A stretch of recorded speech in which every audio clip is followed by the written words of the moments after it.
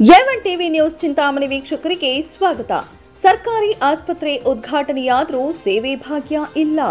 ಆರೋಗ್ಯ ಹಾಗೂ ಉನ್ನತ ಶಿಕ್ಷಣ ಸಚಿವರು ಉದ್ಘಾಟನೆ ಮಾಡಿರುವ ಆಸ್ಪತ್ರೆಗೆ ಸೌಲಭ್ಯ ಭಾಗ್ಯನೇ ಇಲ್ಲ.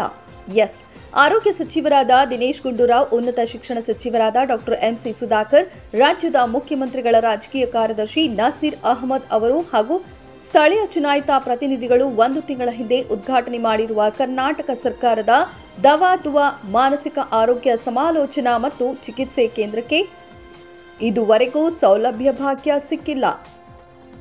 ಅದು ಎಲ್ಲಿ ಅಂತೀರಾ? ಈ ಸ್ಟೋರಿ ನೋಡಿ ವೀಕ್ಷಕರೇ.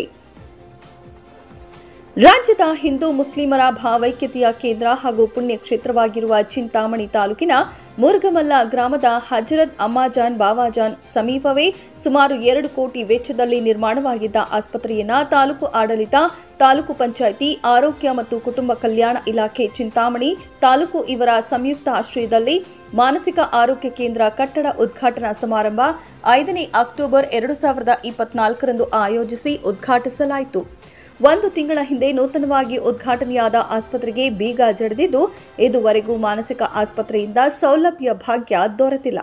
ಅದು ಯಾಕಂತೀರಾ? ಹೇಳ್ತೀವಿ ಕೇಳಿ. ವೈದ್ಯರ ಕೊರತೆ ಇಲ್ಲಿ ಎದ್ದು ಕಾಣುತ್ತಿದೆ. ಹಾಲಿ ಗ್ರಾಮದ ಸರ್ಕಾರಿ ಆಸ್ಪತ್ರೆಯಲ್ಲಿ ಕರ್ತವ್ಯ ನಿರ್ವಹಿಸುವ ವೈದ್ಯರೇ ನೂತನ ಆಸ್ಪತ್ರೆಯಲ್ಲಿ ಕೆಲಸ ನಿರ್ವಹಿಸಬೇಕಾದ ದುಸ್ಥಿತಿ ಉಂಟಾಗಿದೆ.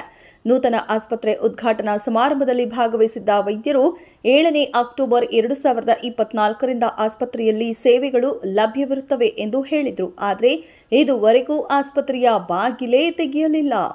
ಇಷ್ಟೊಂದು ಹಣ ಖರ್ಚು ಮಾಡಿ ಸರ್ಕಾರ ಆಸ್ಪತ್ರೆಗಳು ನಿರ್ಮಾಣ ಮಾಡಿದರೆ ಆಸ್ಪತ್ರೆಗಳಲ್ಲಿ ಸೌಲಭ್ಯ ಭಾಗ್ಯ ಮಾತ್ರ ಸಿಗುತ್ತಿಲ್ಲ. ಈ ಕುರಿತು ಮುರುಗಮಲ್ಲ ಪ್ರಾಥಮಿಕ ಕೇಂದ್ರದ ವೈದ್ಯರಾದ ಮುನಿಶಾಮಿ ರೆಡ್ಡಿಗೆ ದೂರವಾಣಿ ಮುಖಾಂತರ ಸಂಪರ್ಕಿಸಿ ಕೇಳಿದಾಗ ನೂತನ ಆಸ್ಪತ್ರೆಯಲ್ಲಿ ಇನ್ನೂ ಕೆಲಸಗಳು ನಡೆಯುತ್ತಿವೆ, ಕಟ್ಟಡದಲ್ಲಿ ವಾಟರ್ ಲೀಕೇಜ್ ಆಗುತ್ತಿದೆ, ಶೌಚಾಲಯಗಳ ಡ್ರೈನೇಜ್ ಕೆಲಸ ಇನ್ನೂ ಪೂರ್ಣಗೊಳ್ಳಲಿಲ್ಲ. ಈ ಕುರಿತು ಎಂಜಿನಿಯರ್ ಗಮನಕ್ಕೆ ತಂದಿದ್ದೇವೆ, 1 ವಾರದ ಒಳಗಡೆ ಕೆಲಸ ಮುಕ್ತಾಯಗೊಳಿಸಿ ಕೊಡುವ ಭರವಸೆ ನೀಡಿದ್ದಾರೆ ಎಂದು ಹೇಳಿದರು. ಈಗಲಾದರೂ ಇದಕ್ಕೆ ಸಂಬಂಧಪಟ್ಟವರು ನೂತನ ಆಸ್ಪತ್ರೆಯಲ್ಲಿ ಸೇವೆ ಭಾಗ್ಯ ಲಭಿಸುತ್ತಾರೋ ಇಲ್ಲವೋ ಅನ್ನೋದನ್ನ ಸದ್ಯ ಕಾದು ನೋಡಬೇಕಾಗಿದೆ.